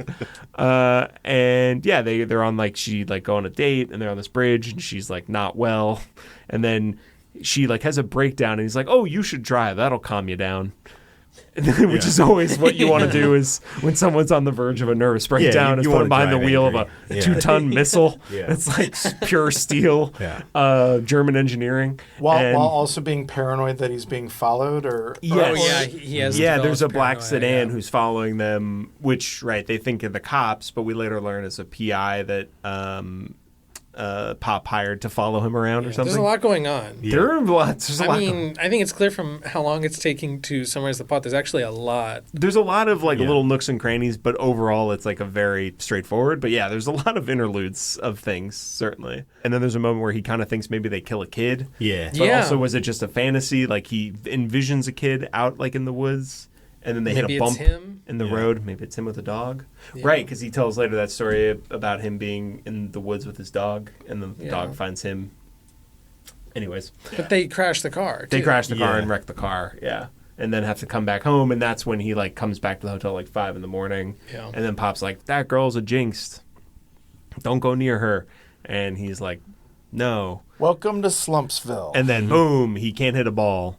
And he's real sad about it for a long time. And then in the book is Red the one who's like, go to a fortune teller. That's good. That's right. He tells a story. Yeah, just an old trying to get a laugh out of you, kid. Baseball player would do that to get out of slumps. And he tries a bunch of different things, and then Pop starts to bench him because he won't stop using Wonder Boy. And then, he goes to a fortune teller who's like, you're going to meet a dark-haired woman. That's it. And he's like, not again. Not again. No, fuck. I did that before. He's like, no, I'm going to get shot again. I like this redhead who is sick to my touch. Exactly. She hates me. She's like, you're going to meet a dark-haired lady in a red dress. He's like, no, I want a redheaded lady in a black dress. Yeah. Also, she's played by Kim Basinger in the film, who's blonde. Yeah, it's different. Which then in the movie, this character is Glenn Close, who also has blonde hair. Also blonde, yes. Yeah, and so it basically, he's like, you're going to meet a dark-haired woman. They go on a road trip. He can't hit to save his life. And basically in Chicago, this woman, Iris, arrives. In the movie, it's like she's moved there after he's impregnated her in the very first moment of the movie. Yeah, in the version where they know each other. Yeah, he basically, they have sex right before he leaves. He never comes back. See you around. Has no idea that he has a 16-year-old son running around. And she's just some woman who, stands up to, show her support for him, and that's all he needs to get him out of the slump. Yeah, and it's like you just need someone to believe in you. Yeah, it feels like a very mythic thing, because the whole thing is she should be too smart to be a Bobby Soxer, and she's an adult as well. But she's she a still is old grandmother. I need to make a right. And he's just like, ooh, gross. Yeah, I'm out of here. Every time I think that you're a grandmother, I'm still gonna have sex with you though. But I'm out of there after I hate it. Yeah. Clearly we have a great connection, but ew, grandma, yucky. It's a real hang up. I mean, so they go on a date after she stands up. She stands up. He hits a home run. He wants to meet her. Yeah. We get a half chapter from her point of view. Yes, right. Right, with her tragic backstory. Yes, where she's young and was met a stranger who impregnated her when she was 16 or something. And assaults her. I mean, follows her out of a movie. Right. So it's so vague. I couldn't tell if they had been on a date. But they keep saying he was a stranger. So I guess he was a strange, genuinely older assaulted. man. Yeah, which is really bad. It's just interesting, and this might be something to talk about after we get through the whole summary, but in the book, they do have all these interludes with all these characters. They go into other people's heads, and you learn these tragic backstories and desires. And sometimes their thoughts and shit. And their thoughts. And it just drifts. I was listening to the audiobooks. It was especially confusing for me, because I would just be like, wait, whose brain is this that we're in right now? And why? Yeah. But it adds this, another tragic layer to the book that's just entirely absent from the movie. Yeah. And she raises this child on her own, even though they want her to give it up, and then eventually she's able to go off and marry a nice guy and then have a kid, and she's like, oh my gosh, my life, I'm so happy she's off and having a good life that I didn't necessarily get to have, and I can now restart my life with you, Roy right now, because they go on a night swim. They go out to the lake, and they get in, and then he swims to the bottom. He kisses her, and then she's like, no, don't do that, that's way too early. And he's like, well, then I'm going to swim all the way to the bottom of this lake. And she's like, I have a kid. And he's like, anyways, zoom zoom zoom. He starts swimming to the bottom. No, there's a whole paragraph that's just Jesus Christ. Yeah. Holy Jesus! I think it's Grandma? Grandma? No.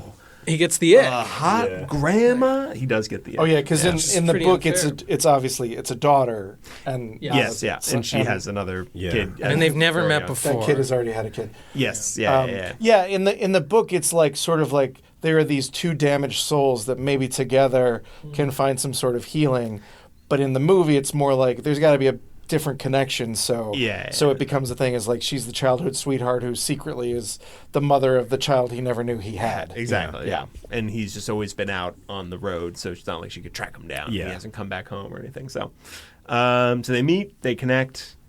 Finds out she's grandma, but then his slump is busted. And we should say right at the beginning of the movie, they're like the worst team in baseball, and they've been steadily climbing the charts. They've been up the record board, Top of the leaderboard, pops. top of the pops. They're going all the way up. So I think they're in third at this point. Not with a bullet though. No Not bullets. third Certainly not silver bullets. No silver bullets. No. Bad. And then basically, yeah, I mean, they keep winning, and then it's like as he gets better, right, his appetite increases. So there are long paragraphs describing his huge dinners. Yeah, It's like he had two steaks on the taxi on the way over here, and then it was a dining taxi.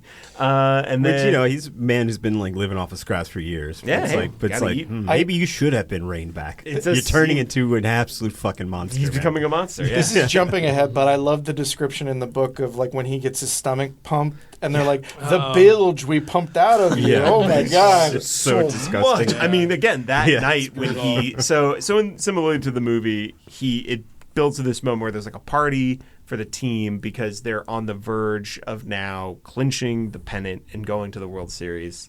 And in the book, it's like something a memo throws, and a list of things he eats at this dinner. It is insane. It's insane. He has like 4 plates, and it is interesting. It is this kind of this thing of like his desire and his drive for greatness and his appetite, where he's like, more. That's too thin. I can't. It's not even like I'm chewing it. Like it's like this sort of ravenous hunger that speaks to his desire to be great. I think obviously it was meant to be, but it's like it's like turning to ash in his mouth. Basically, every bite makes him hungrier. Yeah, It's also bizarre. It is bizarre. Like bizarre. just Especially on the page, in the book like, where he's like, "Why am I hungry? I'm not hungry. I'm hungry." Yeah. It's like, oh my well, god. you don't always get like for most of the book and for most of the movie, he's kind of a cipher. Yeah. You know, he's like kind of, especially in the book, they play up how mysterious he is. He doesn't talk about his childhood. You don't know where he comes from. And then you get a few glimpses of inside of his head. And it's kind of like a do still waters run deep thing. You're like, maybe not. Because, like, you hear him say, like, she's a grandma, gross. And then you hear him be like, I want another burger and another burger and another burger. And mental note to self, drink more milk. Like, literally. And I thought those parts of the book were so jarring and strange. Like, weirdly written and kind of grotesque. Yeah. No, But also some of the most interesting parts of the book, but just, like, makes me wonder, I guess, about what the project of the book is. Like, it's not just a sports book, obviously. It's like, why are there like the 2 or movie 3 is more of a pages? sports thing. The movie's way more much a straightforward sports movie, but like the book is like, why are they devoting like a half a page to him, like his internal monologue as he's like strategizing about how to eat 6 burgers. Yeah. And how they're dead birds. They're dead birds. And he only puts ketchup on half of his 6 burgers. Yeah. And then mixes them up so he doesn't know which ones have ketchup on it. You want a bit of surprise. He can tell which ones do and which Literally, ones don't, and but he can't. and I'm not which just is, trying to be like crazy. funny. I'm like, why? Because like Bernard Malamud is a good writer. Yeah. He's clearly doing very deliberate things in this book. Why is that page there?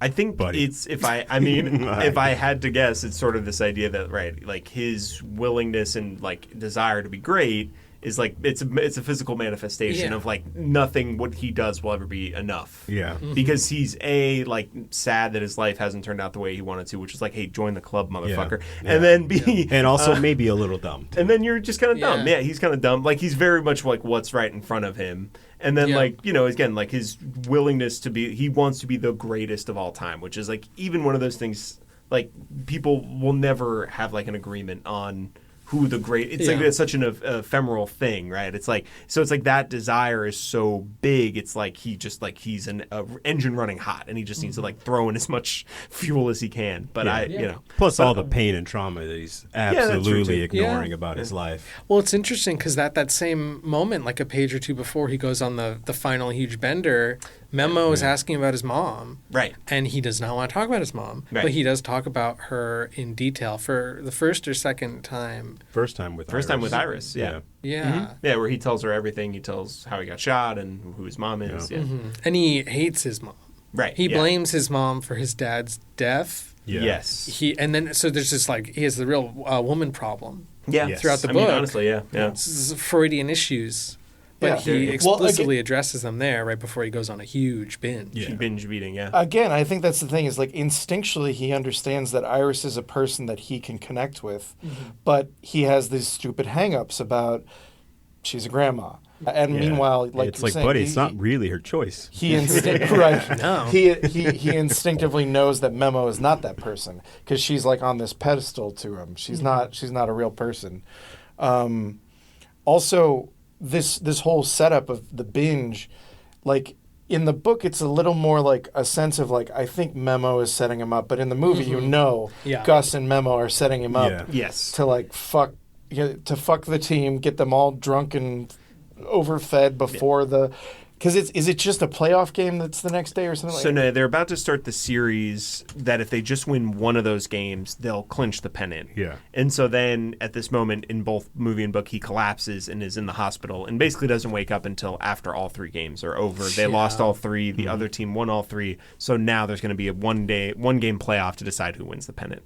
And that's basically, And so that's what he's striving to get back to. Yeah. So now essentially, they're setting him up to try to throw one or multiple of these games to try to, get the team to go back to the judge. And then when that fails, they're just like, well, let's buy him off. Yeah, exactly. Yeah. Well, so then it's a funny detail in both the movie and the book is that he's in a maternity ward. Right. They rush into a maternity ward. In the book, it's explained because the judge has like a cheap deal with them. Yeah. But in the movie, I think they want to hide him, right? Yeah. Right, From the public. Yeah. In the movie, they're like, oh, it's the closest one. Yeah. But yes, he's always there with a bunch of babies. You can still move him after the fact. Yeah, he seems fine. And it's a crazy thing, and I remember this from watching it as a kid, and I guess it never struck me as weird as it didn't until now. But like they're like. So in both, they pump his stomach. In the book, because he ate like a fucking house. Right. And then in the movie, they're like, we found a silver bullet. And it's like, bro, they did surgery on him. They didn't take the bullet out? Live with a bullet. No, that stuff moves around. You ever hear those stories? Like a World War II vet? Like, no, it can. But he gets shot in the arm, and like 20 years later, he has a coughing attack, and the bullet comes out. Is that? I'll believe it. It's in Ripley's. It's a Ripley. I mean, believe it or not. If Ripley said it. I don't know. Ripley said it. Yeah, but I thought they did like life-saving surgery specifically. Yeah, I mean, I don't think you. At the very least, they would have told them like, "Oh, we didn't There's still get the a bullet in you." I mean, they saw the bullet hole. Maybe they didn't know it was a bullet. Right. Yeah, I guess. I guess he wakes up a couple months later. No country. They're like, it's a bullet. The cattle. Well, but also if we're talking like the metaphors of each version of the story, like in the book, this moment is kind of like indicative of the whole way his life. Yeah, he brought it upon himself. But if it's just the silver bullet, it's that original sin that that again he has to like build himself back up from. Yeah. Mm-hmm. Yeah, 100%. Right, which really again doesn't really matter in the movie. He's kind of like, huh. I got a bullet. Anyways, can I play or what? He's unstoppable. He's a tank. We should talk about the differences in the payoff between the book and the movie because they're subtle and complicated. Yeah. Yeah. Wait, of the ending? Well, yeah, but also like the leading up to the big game. Oh yes. In the actual payoff. He's way more down to take the bribe. Yes, he's like, I'm going to start a restaurant, and Memo's like, maybe get into business instead. I don't want to see you with like your head in a bunch of stew. Yeah, so he's like, okay, I'm going to need even more money then. Yeah, so I'll he takes the bribe. Yeah, he takes the bribe. But in the movie, he doesn't take the judge the money is foisted upon him. Yes, but he doesn't want. The judge drops the wad of money on his bed and says, "You know what to do." Yeah. Basically, I mean, he sort of flirts with it. He's sort of like, he kind of thinks about it, but probably may do this. Well, and it's a thing too. So, like in the movie, they're like, oh, you shouldn't play. Your stomach could explode and kill you at any time. Right. And then in the book, they're like, your blood pressure's super high. Yeah. And probably all because the milk and burgers. Exactly. They're like, you should never play again. Your blood pressure's too high. And it's like, I think you should just lay off the red meat. they're You like, might I be was gonna fine. say, have you heard of not saturated fat, just a little unsaturated fat? Yeah. Instead of double steak dinners, just maybe one steak one time a week. Yeah, You'd be yeah. fine. You could Yeah, definitely keep playing. But they're like, hey, you could definitely play. Monday, you can definitely play. Don't worry about it. I am a doctor. I am a doctor, and they told me that there's no way you're not going to want to play, so I'm going to go ahead and let you play. Yeah. I'm a doctor in 1939. Just have a cigarette. Yeah, have a cigarette. Lower your blood relax, pressure. You're so stressed. Have a couple more burgers if you need More them. burgers. Have a fucking here. You want a large bourbon? Here you go. You gotta chill. There's your complimentary Bro, bourbon. your T zone needs more smoke. That's how it Yeah. works. T for taste, T for throat. Come on. It's right there. And then in the movie, they're like, we don't know if he should do it. He might explode at any moment. And then he decides he's going to do it. And then, but yeah, so the judge arrives in the hospital. Yeah, and he's like, all right, I'll do it for what is $35,000. He negotiates a bribe. Yeah. So that he could, he's like, and then I have 4 more months where I can do a bunch of endorsements, and if I get that and this, and then I can buy my way into a company, and I'll have like a job, and Memo will love He me. wants to buy a car wash in Vegas like Jose Canseco. Exactly. And nothing bad's ever happened at that car wash. Don't look into it. Boy. Oh, you know what? Actually, well, I'm thinking of Marvin Harrison, who's also a football player who shot someone at a car wash, but I think he was Yeah. justified. Anyways, don't look Okay. into it either. You're going to go on the mic saying he was justified? I think he was justified. like, You okay. should probably look that up I first. don't think, hey, as far as I know, he's not in jail. We can pause it right now. So, it's not that All important. right, let it roll. So the big game. The big game. So so he takes the bribe in theory in the book, and in the movie he's like turns the judge down flat and Yeah. like, I'm going to go play. But then he does the batting practice thing where he hits the foul ball, but he does it at Max. Well, this is like the third time in the movie he's attacked him with his batting. Yeah, physically, Yeah. Whether on purpose or Yes. not. Yeah. Well, he hits the ball right at him and he drops his camera. Oh yeah, we Yeah. kind of lost the Max Mercy thread, which is basically he's trying to remember why he knows this guy. Yes. because Oh, he saw the him whammer strike out the whammer. Yeah, Yeah. exactly. And he he's just can't kind of place playing. it. Yeah. and he's trying to place the scandal of getting shot in the gut Yeah. by Harriet Which, Bird. right, that's sort of the big thing that the judge throws at him in the movie is like, you don't want this to come out. It looks really bad for you. Like, Well, it's he's gonna also ruin like whatever in goodwill with you the have. judge, right? Yeah, Max in the and the movie. judge and the bookie are all kind of together. Yeah. And the judge uses that information, which has just been dug up. Like, he finds the crime scene photos. Whereas, like, would that also happens in the book? In the book, I don't know if Don't he's... they find the it's- photos at some point? No, I think Max is working independently, and it's just like the pile up at the end. Once he's Yeah. down, Yeah. he's so down, and then Right, this it's photo in the of him comes out in the paper, That's right. and yeah. they bust out crying. Yeah. Because And, it's Spoiler alert! Spoiler. things don't go Is well. it true, Roy? Yeah, right. Oh no, Roy. Say it ain't Which so, I was Roy. like, for a second when I was watching the movie, I was like, if they do that ending, which I 100% don't think they will, it's going to be this Bat Boy. Oh, It's yeah. going to be this Bat Boy right, that is Bobby basically Savoy. his son. Forgot about Yeah. Bobby. Bobby Savoy, who, yes, it's very Yeah. important. Just remember, for a reason that will become clear later, he helps him build his own bat called Yeah. the Savoy Special. Chekhov's bat. And it's real good. It goes back. Yeah. Just real quick, we got like 15 minutes. Okay, we're wrapping this, baby. We're at the end here. We're wrapping up. God, it's much more crazy complicated than I thought. story. Yeah. Basically, the end of the movie, he hits a home run and knocks all the lights out. Yeah. Yeah. He wins the game in the bottom of the ninth with like 2 men on and 2 outs. And I mean, that was the Goes crazy. home, plays catch with his son he's never met. Yeah, truly. There's The, no the, problems the with falling that at all. action of this is one shot of him throwing a baseball with his big dumb son Yeah. in a wheat field, much like Yeah. he did with his Well, dad. Glenn Close jumping for joy in the stadium. We need to say before that Glenn Close, they have a couple meetings in the movie, and she Yep. says, I have a son. And he's like, oh, I'd love to meet him. And then she makes a big effort to get him a note during the game when he's in Yeah. this big slump. The bat breaks. Yeah. Wonder Right, the bat Boy break. Wonder Boy breaks. Explodes. Explodes Things in are not perfect looking good. half. He has one pitch left. Yep. And Glenn Close, Iris Lemon, in the stands is like, he needs this note. He needs to get this note. Yeah. And the note says, my son is your son. Yeah. And there's this moment of realization where he's like, I have a son? Yeah. Me? He like, I am the greatest. and that's what motivates him to go out there and have a and good win. at-bat. Yeah, but yeah. he's not able to put it together on his own. Whereas Right, in the 'cause book, Iris- he's like, fat woman write fat letters or something Yes, so he did. She wrote him a big, mean. long letter that's in his pocket. It made the me whole so time. sad to read that. and he can't bring himself to read the letter that what does the letter say? I guess reveals that she's she's pregnant. She tells him she's now pregnant, but not in the letter because he does eventually read it. It's mostly just like, I had a great time with you. Stay in touch. And he's Well, right, because in the movie he meets up with Iris when they're on the road trip in Chicago, and then they kind of reconnect, and they and then she comes back and visits him when he's in the hospital briefly, and then she's at the game at the end of the night. It convinces an usher to give a cop to give a baseball player this note, which is crazy. She's just throwing paper. And there's a big scene. Like the scene in Polar Express. There's a big scene that lands on either side of the game in the book or in the movie. So in the movie, before the big game, he comes into the room. He sees Gus the bookie, the judge, and Memo all together. And he's like, the conspiracy revealed. Take your filthy money. Yeah. And she doesn't shoot at him, but she tries to shoot. He takes the gun away. Right. She shoots into the floor. Oh, basically, and he says something and kills devastating. a secretary on the floor below them. Probably. What does he devastatingly say? He pulls the gun away from her and he says, "I have met you before." Oh, that's right. And he's reliving the memory. the attack. Yes, she has no idea what that means. No, she doesn't. Because he's never told her. But it would have hit harder. It would have hit a lot harder if she knew that he'd almost been murdered. But we know. So then we know he's going into the game clean. Yeah. However, in the book, he learns like, oh, Memo didn't care about me being a restaurateur. She just was helping to dig me deeper into this fucking stupid bet with the bookie Gus, and the judge, who they have like a longer relation, a bigger, more sketched out relationship in the book, where like she's always with this guy Gus, and yada yada.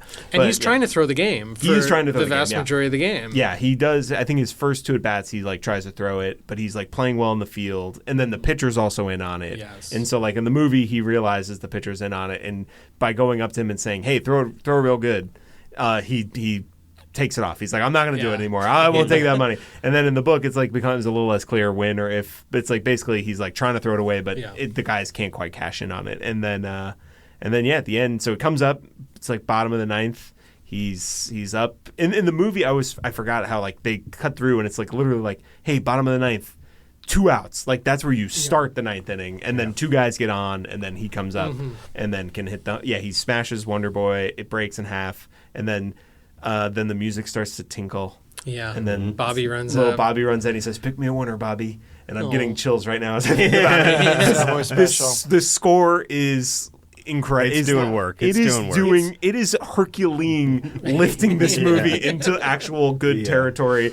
And he brings him the Savoy Special, and then he hits a home run with it. Yeah. And knocks out all the lights, which the judge, in theory, should like. Because he likes the dark that's rooms. true. Yeah, so he's but conflicted. That's why he feels bad. He's bittersweet for the judge. Damn it! I lost all this money and the team. But that was nice of him. It was nice for him to turn on all the lights. Maybe I should be a better person. I don't know. And it's Christmas. It's Christmas. Hey, you there, boy?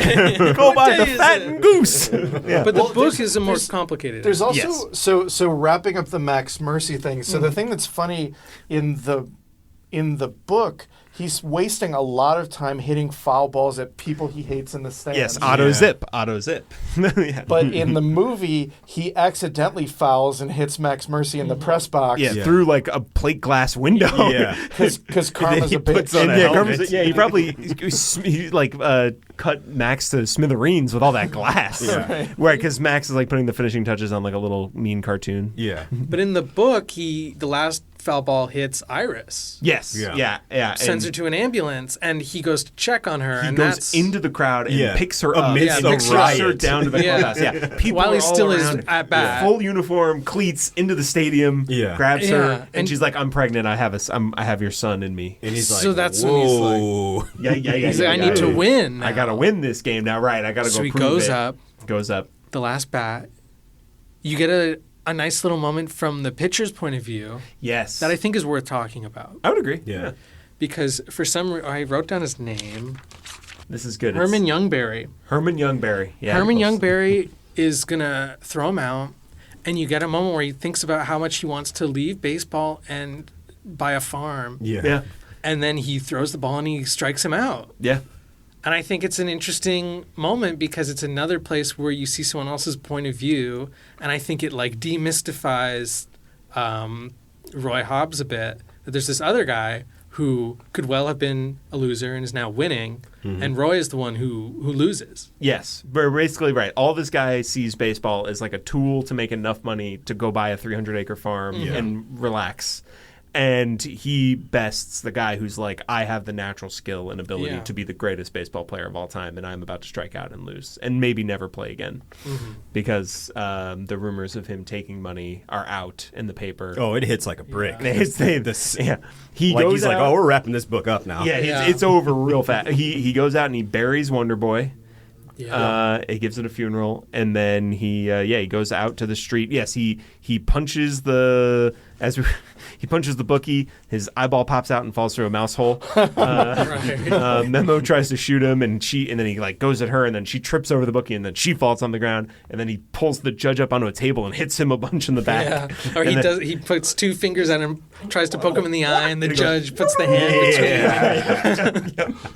I learned from the best. And then he just goes Also, out. that would just make him stronger because he's best in the dark anyways. He's best in the dark, exactly. He doesn't want... Yeah, he was born in the dark. He does return the money, right? He returns the money. Does he burn the money? Slaps the money off of... He uses the money to slap off the judge's wig. Oh. And then, he burns like a letter or something. I think there was a note in it or something. Because, yes, he comes back to his locker and there's a note $35,000 bills in an envelope that he thinks about putting in his wallet, and he's like, actually, it's too big for my wallet. And then he just goes and returns it. And then he goes out on the street, and there's a little newsboy there who's like, here you go, sir. And he reads the paper. It's like, Knights lose. Roy Hobbs banned from baseball for life. Bad guy. Worst Nobody guy likes in him the anymore. fucking planet, maybe? Worst dude. Everyone hate him now. And the kid's like, say exactly. And here's a picture of him with a bullet in his gut and a half-naked lady dancing around. He ate 6 burgers and drank 2 glasses of milk. This guy's insane. And that's the end of the book. And then the boy says, good stuff. And the boy says, like, tell me it's not true. Say it ain't so. Joe, Shoeless Joe. And what does Roy do? He says he breaks down crying. But he's in his head. He says he wanted to tell him it wasn't true, but he couldn't. Right, he couldn't speak. That's right. Yeah, and then it's literally like Roy wept. End. Period. Yeah. The end. Yeah. Then it's like we're out of here. Done. Yeah. Book over. Nice story. Yeah. One of them.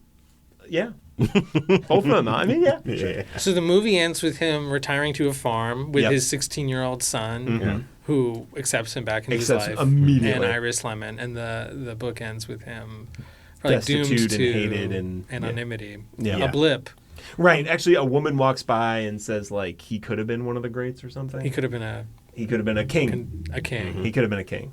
Which Could is have the been a opposite king. of what he wants. Arthur. He wants people to walk down the street and go, there's Roy Hobbs, one of the greatest to ever do it. Yeah. And then this is a woman who Well, basically says... that's something, a detail too in the news story, is they're going to expunge all of his records. Yes. So any records he made... Oh, that's a good point, yeah. Because that was a big thing too, is he's like, they'll remember that. If there's a record, they'll remember me that way. I'll never die. Yeah. But they're like, no, we're going to fucking remove the records of everything you did it's because as you're a if cheating piece of shit. You never existed. Yeah, exactly. Which is a great moment where he's like, all the records in the book, and they're like, and she's like, it means I won't die, and she's like, are you afraid of dying? He's like, what's that got to do with anything? It's like, you're so close to a breakthrough, Roy. Think about it for 1 second. Yeah. No. No. Got any burgers? Death sounds great. More milk. More milk. More whole milk. I feel like there's even a moment where he's like, why am I drawn to Memo so much when I can talk with Iris so easy? Well, whatever. Memo. Anyways, Memo's really skinny, and I like that about her. Yeah. That's basically what he keeps saying. He's so fucking. Did you like one over the other? Is that a question that you asked? That is. Well, we're that's getting our to that. real. So I think we should do sort of general thoughts and like the eventual like what's better. Yeah. There's one moment in the book that's crazy also that I meant to mention is that when he breaks his slump, it's because he sees Iris in the crowd and then like he's thinking about her and then the guy pitches, he pulls a fast one and then he hits the ball and he hits it and they're like, it goes through the pitcher's legs. and then somehow it continues to rise up and become a home run. And I was like, that's the most insane thing I've ever heard. Well, also because there's the setup of the kid in the hospital. Yes. Where he's like, I told him you would hit a homer. You got to save his life. I'm in a fucking slump. I may not even play. The Yeah, pop's it's like, so buddy, mad at me. I don't need to be hearing this shit right now. Another death on his hand, more blood on his hand. More blood on his thing hand. I gotta do. Fuck. Yeah, and it's like somehow he hits like a plane that like takes off. He goes through the pitcher's legs, and then they're like, the second baseman tried to catch it, but it was taking off. It defied gravity. Well, it's like went a straight into backyard baseball hit where the grounder that goes into the ground and like shoots out out of a gopher hole in the outfield, and it's like, well, it's never happened before. It's got to be a Pablo Sanchez hit. A true Pablo Sanchez backyard baseball. Yeah. All right, Jonah, give us your final Open thoughts. up that notebook and your pull some thoughts out. Your final rating. The book is more tragic and honest. Yeah. There's beauty in defeat and failure. He's more, in many ways, a more compelling character in the book because he's both more mysterious and more flawed. And you get, I think, a point you made earlier this week that I will agree with is you get so much more of his interiority, if only because you're just in his head. Yeah, and it's again, the dream shit is insane. Some of that stuff's really wild. Some of his thoughts about burgers are really wild. Yeah. There's many things about him, but it's like you get to sort of experience it through his point of view, which at least is sort of easier to sort of connect to in some way, as opposed to just like this, like, he's an icon. Yeah, I'll say the book grew on me after I read it because I think the whole time I was reading it, like every 20 or 30 pages I would bump up on something. I'd be like, this is a weird tonal shift, or like, this is a weird plot point that doesn't come back or go anywhere. Same. But looking back on it, like a week later, I'm like, that was this is very ambitious, a lot going on. Not all of it comes together, but that's life. Yeah, and it's a first novel. It's a first novel. I think this Bernard Malamud guy is a future in writing books. Yep. Mm-hmm. But yeah, it's grown on me because of like the shagginess and the there but for the grace of God go I vibe. Mm-hmm. You know, he's just one of many players who wants to win and can't. Yeah. Yeah. It's a great moment in the book where I don't remember if it's Pop or Red, but explains like the story about the guy who just like he came up and he tripped over first base and he broke his leg. So he worked his way back. Then he got hit in the head with a fastball, broke his brain. He had to work his way back. He came back. Then he was going from first to second, and then a baseball hit him in the ribs and nearly bruised his lung. And then he finally just decided to retire. And we were all really grateful because Jesus Christ, that guy was unlucky. And there was like, yeah, that is kind of it, right? On some level of just like, yeah, this guy's just life. Fucking unlucky, man. Like he has everything that he should have to win, and just like it's a bummer. Yeah. Which is kind of an interesting. There's something interesting to that. I mean, it's sort of, again, mystifying, but like demystifying the game of that era is kind of an interesting idea. Yeah. So what's your rating, Jonah? A rating? No. Yeah. What did you think of the movie? The movie I felt to be more monotonous, I guess. The tone is consistent, but it's not maybe my cup of tea. Yeah. Felt it dragged a bit. It's a beautiful looking movie. I did not feel the baseball parts were super dynamic, though, and I wanted more mystery from the main character. Yeah. I think. But I enjoyed it. Yeah. So which would you vote for as better? I think... Okay, I've always wanted to say this. Mm-hmm. I think the book is better than the movie. Wow. So you're so brave. What about you guys? I mean, I'm kind of with you. I think the book is so fucking weird and zany that I was like, the whole time I was like, this is a baseball book. Like, that's such a crazy way to describe this book to me. And then they were like, when they make the movie, it's going to be a baseball movie. So I definitely like the book more. I did struggle with it as well because I was just kind of always caught off guard.